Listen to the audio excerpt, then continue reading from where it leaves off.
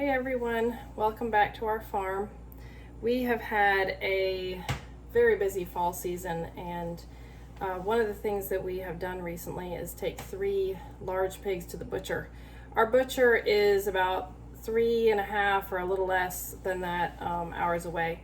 So it's kind of an all-day thing, or we leave real early in the morning and make it half a day thing. But we took them up beginning of October, or it might have been the end of September actually.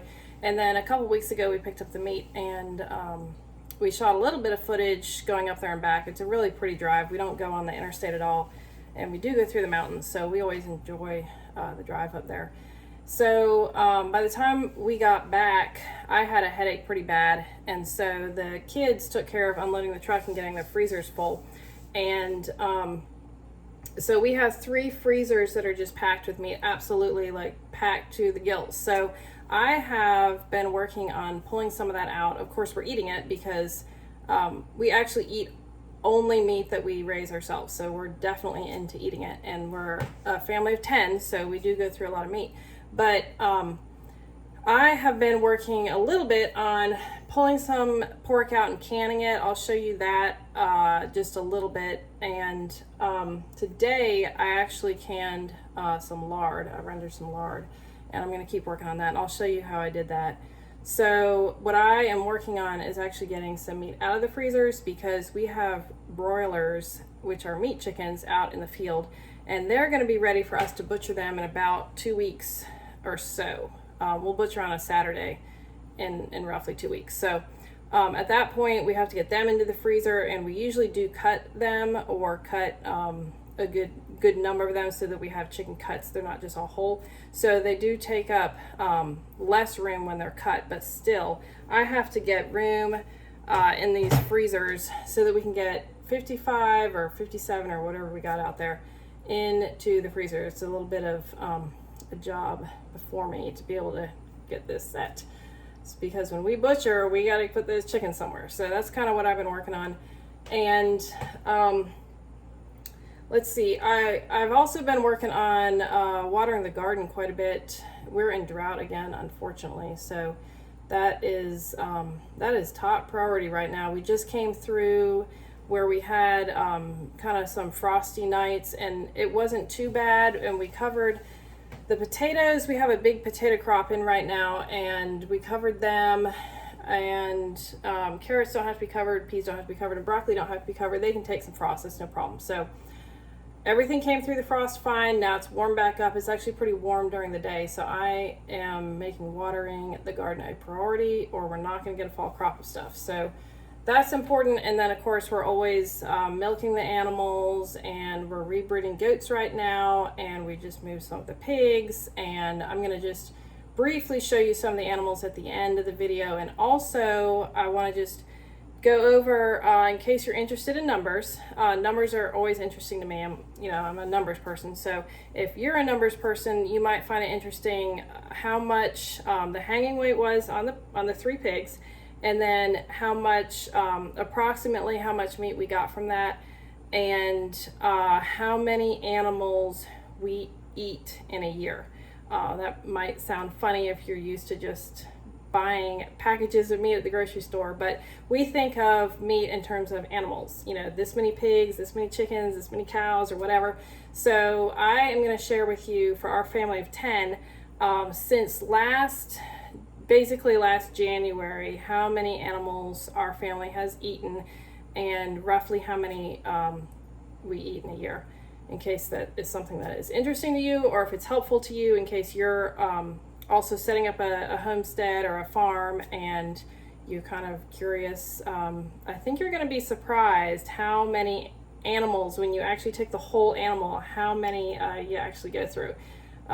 Especially if you're meat lovers like we are, and we don't buy any meat at the grocery store, no lunch meat, nothing. Everything we provide ourselves. So numbers are for the end, and I will have those for you.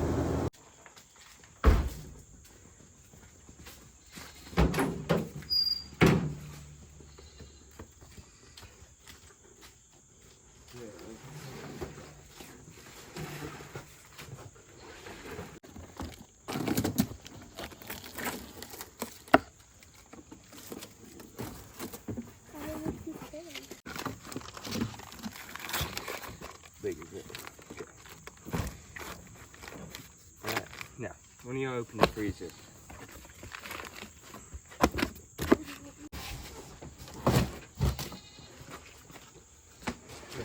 Is any more ham? This is brats. This looks like brats also. Okay. This feels very.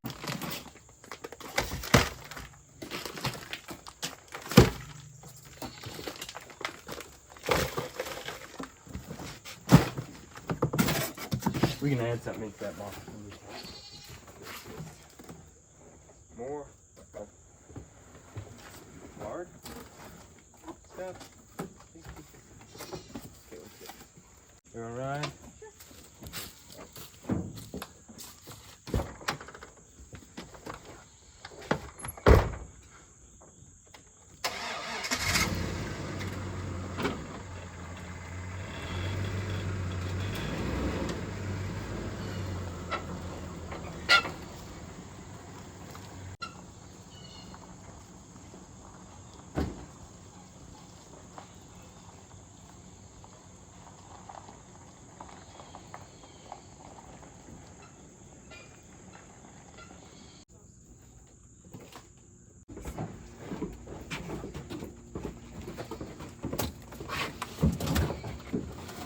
Alright, if we find loose sausage, is this what is this? Lard is easiest to cut when it's slightly frozen, so we thawed it a little bit in the morning, and then Leroy cut it up after breakfast for me into little chunks. The smaller the chunks, the better it's going to render. And I render my lard in crock pots these days. You want to leave the lid off if you're going to do that, because you don't want to trap any steam in there. And when he was done, the crock pot was pretty full, and I just put it on low and let it do its thing while we worked on our school.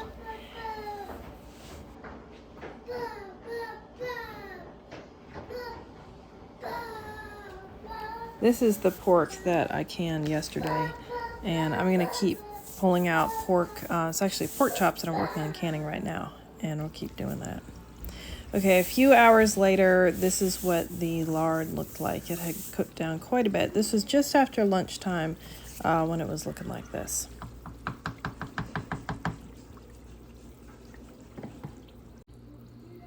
By supper time, the lard had really cooked down well, and I decided that after supper I would go ahead and start canning it. And this year I filled my jars and I oven canned them, which is new to me. Last year I just closed the top with a regular lid and put them in the back closet, and they stayed fine all winter. They didn't go rancid or anything. This is not an approved method, so you have to look up what you think is safe to do. But this is what I did. I heated the jars to 200 and then put them in the oven at 200, and as soon as I closed the door I turned the oven off and I just left them in there. In fact, they're still in there. I'll get them out in the morning.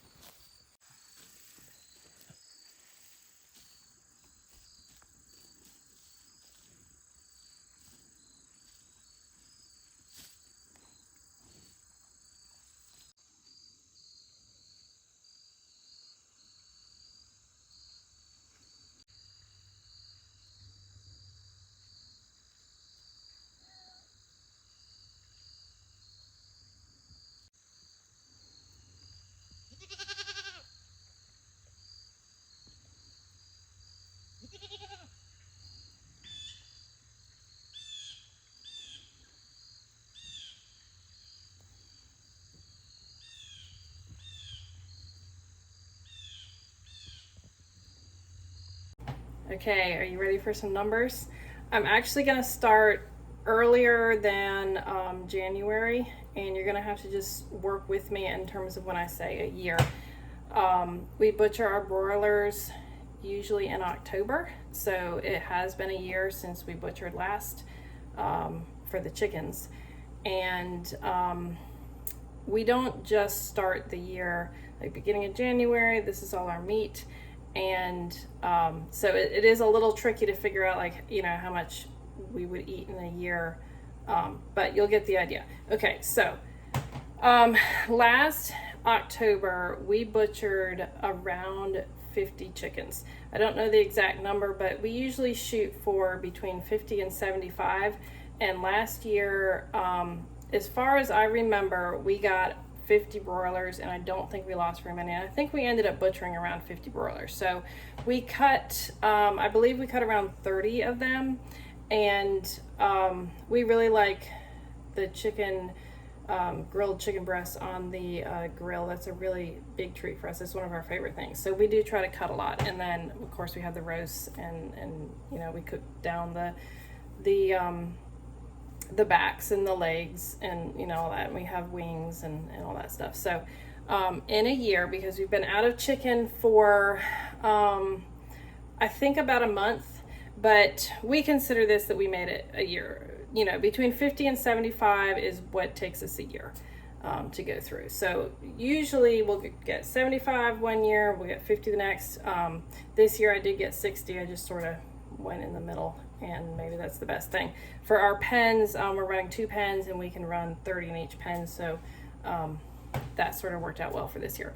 So that's the chickens. That's about 50, 60 chickens in 1 year. And again, we're a family of 10. All right, so we butchered a steer. We did it ourselves last December, and we have ground beef left that is in gallon Ziploc bags, and they're about 6 pounds each. So we have about 30 pounds of that left, and then I canned jars like this of for making stew in the winter, and I have about just about 16 jars left of that. So now this was a Dexter steer, and Dexters are a very small breed naturally. It's not like a mini, it's just they're an older breed. It's a heritage breed, and they're small. So we butchered in December, like right around Christmas, so it's not been a year, but we're not going to use all that between now and December. So almost a cow, not a whole cow. We don't go through as much beef. Beef is sort of a treat for us. We have been, pig farmers for years and years and years, and the most meat that we eat is pork. We love pork. Raising it the way we raise it, on pasture with non-GMO grain, it's really healthy, and the lard is healthy. The meat's healthy. It's not like what people think of as, pig meat is bad meat. And so we just eat a lot of pork. Pork is our main meat. So, and then chicken would be second, and then beef is a treat for us. So, so we took in 3 pigs. So we took in 4 last December, got the meat in January, very beginning of January. We had sold 1 pig, so 3 were for us, and we went through 3 pigs between the very beginning of last January, and we were almost out beginning of October here. So 10 months later, almost out. I was forcing us to go through some meatless days, which is not what we like, because we normally have meat is like the center of our meal, and then we have stuff that we grow or whatever in the garden to round it out. So we go through a lot of meat, and so if I have to do meatless days, it's no one's favorite day. But we can work it out with the baked beans that I can, and if you do beans and you do cornbread or some kind of corn like that, that's actually a complete protein. And then of course we have lots of milk, so milk stuff, and then of course we have eggs, so we're not lacking for protein. If we don't have meat, we're fine.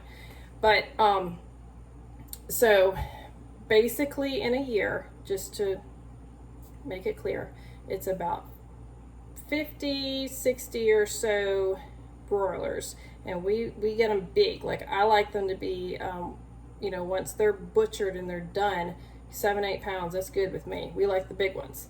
We grow them big. So one cow, 50 to 60 chickens, and then more than 3 pigs. 3 pigs took us about 10 months.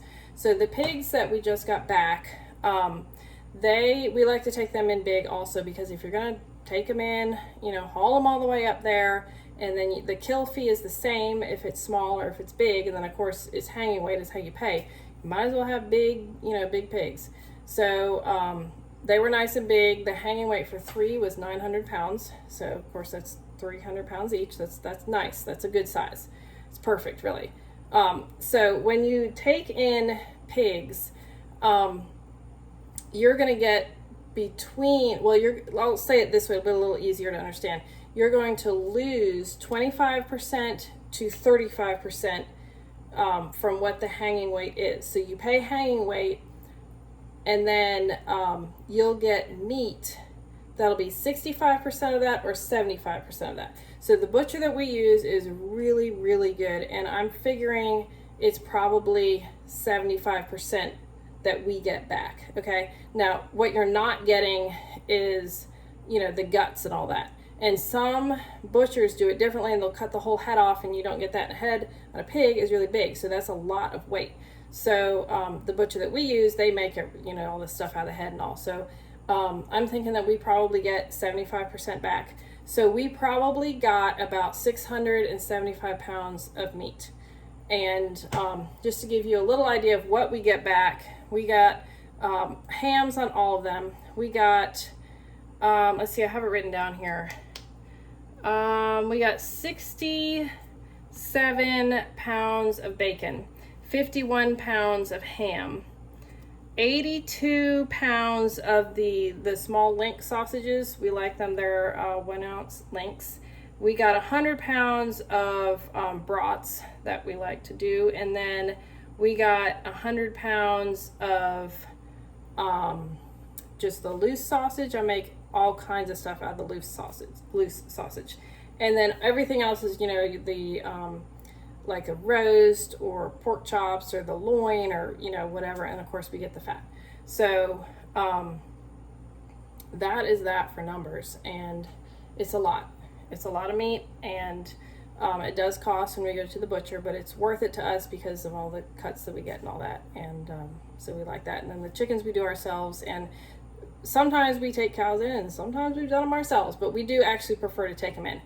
But anyway, that'll just give you an idea of numbers, how much for our family of 10, you know, what we go through. That, you know, we eat all our meals here, so that's it might seem like a lot, but we don't go out to eat. I pack Jay's lunch, and, you know, I homeschool, so we eat all our meals here. So anyway, I hope that's helpful to you, and thank you for watching.